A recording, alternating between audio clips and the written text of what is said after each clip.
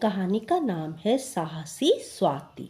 पाठशाला में एक नई बालिका ने प्रवेश किया। अध्यापिका ने कक्षा में उसका परिचय कराया। यह स्वाति है, अब इसी कक्षा में पढ़ेगी। फिर ये स्वाति से बोली, स्वाति, तुम्हें इस कक्षा की लड़कियों से पता चल जाएगा कि वे कौन कौन से पाठ पढ़ चुकी हैं। तुम इनकी सहायता से उन पाठों को तैयार कर सकती हो।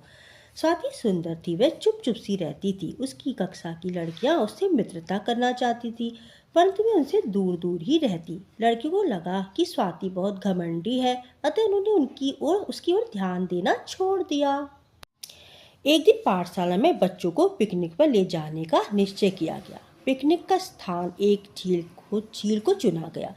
झील का वातावरण बहुत आकर्षक था। पहाड़ी स्थान और फूलों की भरमार इस स्थान की सुंदरता में चार चांद लगा रहे थे।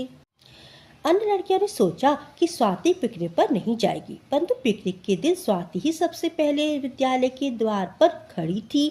सभी लड़कियां और अध्यापिका बस में बैठकर पिकनिक स्थल पर पहुंच गईं। एक अच्छा स्थान देखकर अध्यापिका ने दरिया बिछवा दी। कुछ लड़कियां वहां बैठकर हंसी मजाक करने लगीं और कुछ घूमने निकल गईं।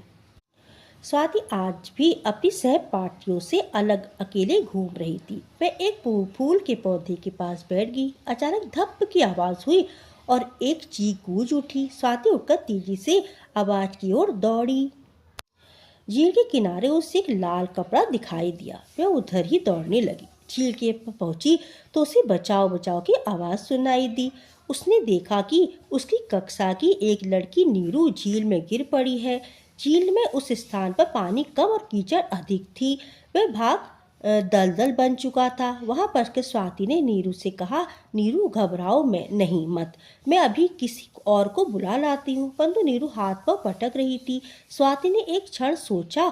उसने अपने थैले से चाकू निकाला और पास में बेल काटने लगी। उसने उस कटी बेल को नीरू की ओर फेंका। स्वाति चिल्लाई, इसे दोनों हाथों से कसकर पकड़ लो नीरू। नीरू ने बेल पकड़ ली। स्वाति उसे अपनी ओर खींचने लगी। इस काम में स्वाति के हाथ जगह जगह से कटने लगे। उसका कुर्ता भी फट गया, परंतु उसने हिम्मत नहीं हारी। वह नीरू को अपनी ओर खींचने लगी। बीच बीच में बचाओ बचाओ भी चिल्ला रही थी। उसकी बचाओ बचाओ की आवाज़ सुनकर अध्यापिका और अन्य लड़कियां भी वहां पहुंच गई। चौकीदार भी आ गया।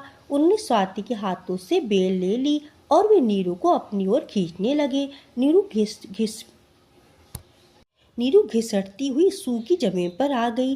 तब स्वाति पसीने से तरबतर हो चुकी थी। वे निढाल होकर जमीन पर गिर पड़ी। अध्यापिका ने स्वाति के मुंह पर पानी के छींटे मारे। तब वे होश में आई। सभी लड़कियां और अध्यापिका स्वाति की प्रशंसा की दृष्टि से देख रही थी। अध्यापिका ने स्वाति को शाबाशी दी। नीरू ने स्वाति को धन्यवाद देते हुए कहा, आज तुम न होती तो मैं अपने प्राणों से हाथ धो बैठती। हम तो तुम्हें घमंडी समझती थी, पर तुम तो सच्ची मित्र निकली। स्वाति ने शर्माते हुए कहा, नहीं, ऐसी बात नहीं, मुझे किसी से बात करने में संकोच होता है।